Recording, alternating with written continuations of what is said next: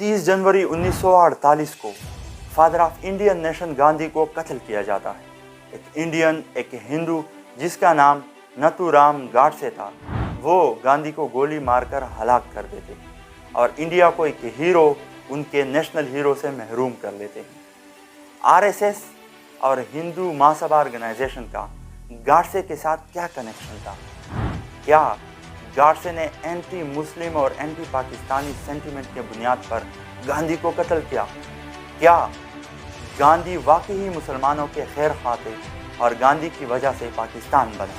इन सारी चीज़ों को डिटेल के साथ एक्सप्लेन करते हैं।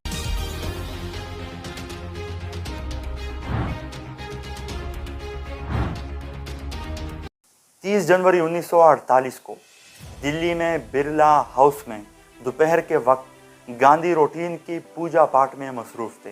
इस दौरान नथुराम गॉडसे उठकर गांधी को गोली मारकर हलाक कर देते। जब कोर्ट प्रोसीडिंग के दौरान गॉडसे को अदालत के सामने पेश किया जाता है, जज के सामने पेश किया जाता है, तो वो गांधी पर 3 इल्ज़ामात लगाते हैं और इन तीन इल्ज़ामात को बुनियाद बनाकर वो कहते हैं कि उन्होंने गांधी को कत्ल किया। सबसे पहला इल्ज़ाम वो गांधी पर ये लगाते हैं कि गांधी की वजह से ये पार्टीशन हुई और पार्टीशन के बीच ये लाखों लोग मारे गए। दूसरा इल्ज़ाम गॉडसे जो गांधी पर लगाते हैं वो ये हैं कि गांधी की वजह से पाकिस्तान बना और मुसलमानों ने अपना एक अलग वतन पाया। गांधी चूँकि मुसलमानों के खैरख्वाह थे, उनके साथ दोस्ती थी। लखनऊ पैक्ट 1916-1928 में हिंदू मुस्लिम कोऑपरेशन, फिर 1940 के बाद गांधी जिना टाक्स और इन जैसे बहुत सारे कोऑपरेशन और मुलाकातें, इन सारी चीज़ों को लेकर गॉडसे के दिल में नफ़रत उभर आई और उन्होंने गांधी को इस बुनियाद पर कत्ल किया।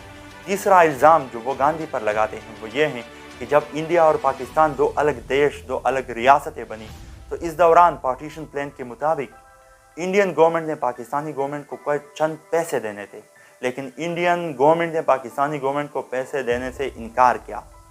इस दौरान गांधी ने अपनी हुकूमत पर प्रेशर बिल्ड किया, रोज़ा रखा, फास्टिंग की, एहतजाज किया और इस एहतजाज की बुनियाद पर इंडियन गवर्नमेंट पे प्रेशर बढ़ा और इंडियन गवर्नमेंट ने पाकिस्तानी गवर्नमेंट को पैसे उनका अपना राइट जो कि पार्टीशन प्लान के मुताबिक डिसाइड हुआ था वो दिया।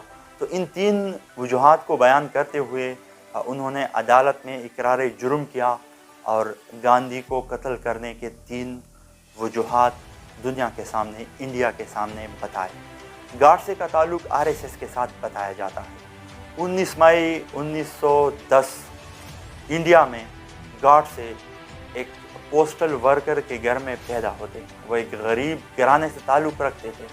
बाद में जाकर वो आरएसएस ऑर्गेनाइजेशन को ज्वाइन करते हैं, जो कि एक हिंदू राइटिस्ट ऑर्गेनाइजेशन है, जो कि हिंदू सोशल ऑर्गेनाइजेशन है और हिंदुओं के हुकूक की बात करती है ये ऑर्गेनाइजेशन, और बैकडोर पर एंटी मुस्लिम ट्रेंड्स चलाते हैं, इन एंटी मुस्लिम डिप्लोमेसी अपनाते हैं, जिसकी मिसाल हमें बाबरी मस्जिद, Gujarat massacre of Muslims, anti Kashmiri sentiments, anti Muslim sentiments और नरेंद्र मोदी की हरकत देखकर देखने को मिलते हैं। ये कहना है इंटरनेशनल जर्नलिस्ट का, ये कहना है इंडियन जर्नलिस्ट और इंडियन और पाकिस्तानी मीडिया का।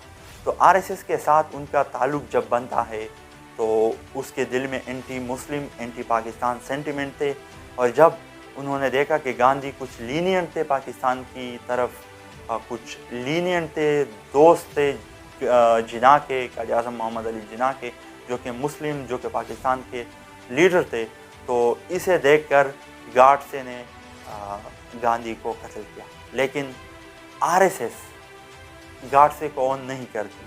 वो अपने स्टेटमेंट में कहती हैं कि गॉडसे का आरएसएस के साथ कोई ताल्लुक़ नहीं है।